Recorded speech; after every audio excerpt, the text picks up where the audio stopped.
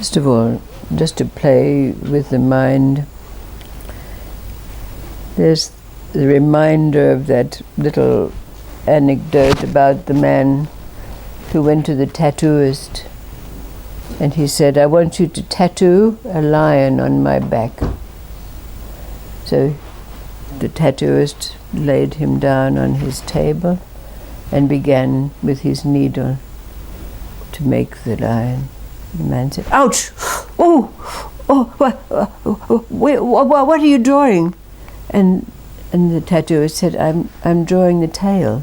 Oh, don't worry about the tail then. Forget about the tail." So he started his work again. He said, what are you drawing now?" The tattooist said, "Oh, I'm drawing his mane." "Oh, don't worry about the mane. Don't draw a mane." So the tattooist, getting a little bit impatient, started to draw again. The man, "Oh, yes, what are you doing now?"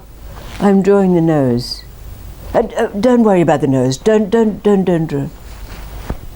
So tattooist started again the same thing. He said, "What are you drawing now?" "I'm drawing the stomach." "Don't worry about the stomach. Don't worry about his stomach." Well, the tattooist threw down his needles and he said, "Even God cannot draw a lion that hasn't got a tail, hasn't got a mane, hasn't got a nose, and hasn't got a stomach. Get out!" So just to bring together some dots, you might say, there's a reminder of that wonderful Taoist saying, to study the way. In other words, to be on a spiritual path is to study the self. And to study the self is to lose the self. And to lose the self is to become one with and enlightened by all things. And when we become one with and enlightened by all things, we drop our mind and our body and the mind and the body of all others. And from this, no trace of enlightenment remains. And this no trace continues endlessly. And then there's a story of the rabbi who went into the synagogue, and he was standing up on the dais reading the great book. And he came to a certain passage in the book when suddenly tears began to flow out of his eyes. He threw his arms up into the air and said, "I am nothing, I am nothing, I am nothing." Well, while he was in this transported state, the cantor happened to come in the door and see him. And, catching the mood of the rabbi, he too threw up his arms in the air and said, I am nothing, with tears flowing down his face. And then the janitor walked in with his broom to sweep the aisles of the synagogue and saw the two, the rabbi and the cantor, in this transported state. So he dropped his broom and started to wail, I am nothing, I am nothing. Well, the cantor looked over to see the janitor in this state, elbowed the rabbi and said, look who thinks he's nothing.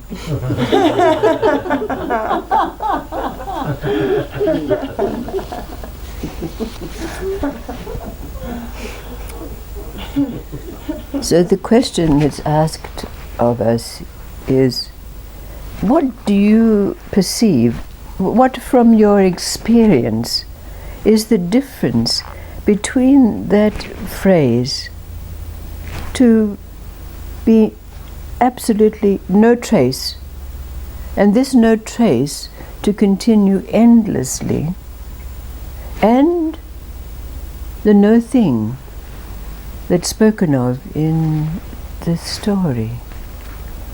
What is the difference to your experience between the no trace that continues endlessly and the nothing?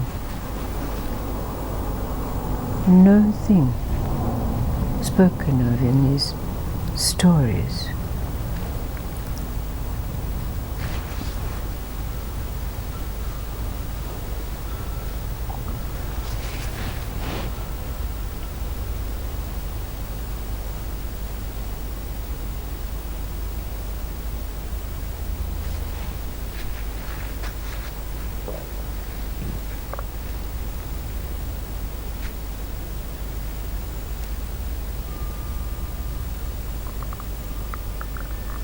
But truly, when you look back on your life story,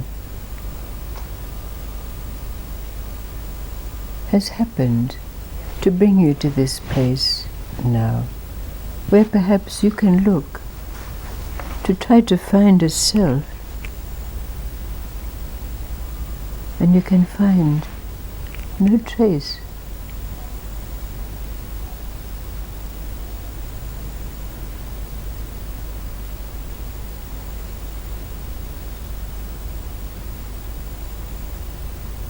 Knowing that we've been tattooed, our lion is complete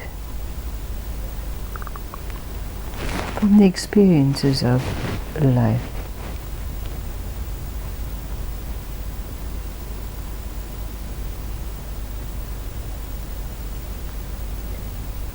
For me, the one state is like these blissful moments of realization, almost devotional, where just the ecstasy comes on its own. And the other one is like pure simplicity. Yes, yes. There's none of that. It's just being one with all. Yes, that's our experience, isn't it? That's our experience. We know that no trace well now. It's a greater reality than the emotional experiences that might come, or the transporting moments that are fleeting in whatever way. But we can define this difference, can't we? There's a very distinct difference between this no trace and no thing. Wouldn't you agree with me? No trace and no thing. What is the difference between these two? Not just semantically, but in their true meaning for us. So no trace is when it all disappears, or your ego or your mind, your own individual consciousness. What the other one is what's always is. Exactly so. Because no thing is still something. And when our mind grasps that and even says, I am no thing, it's still something. So the mind is still present. But no trace. No trace. What does it connote for us? No trace of mind that can grasp, create a reality where there's none. It's a very distinctive difference, isn't it?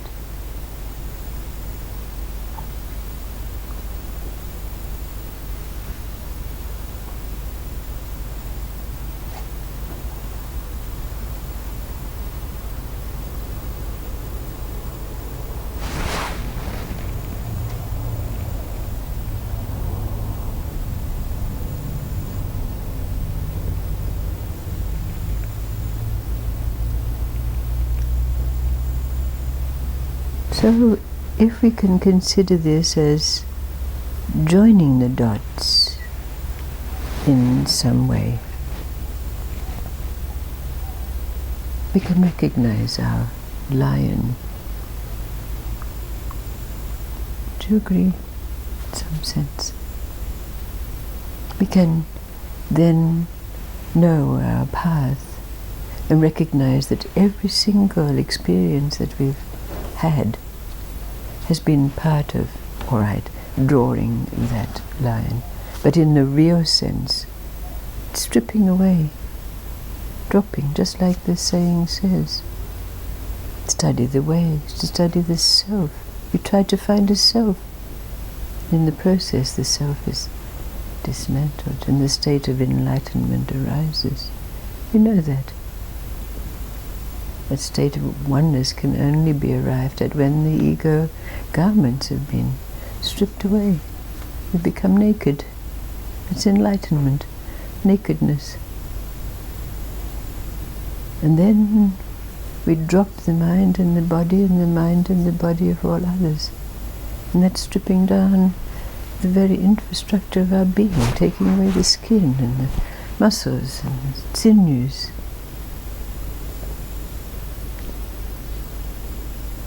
So no trace of enlightenment remains. No trace.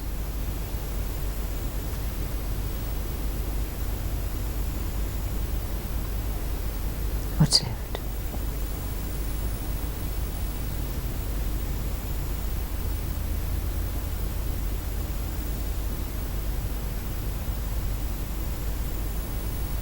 When we even drop the no-thingness, the beingness, the isness, what's left?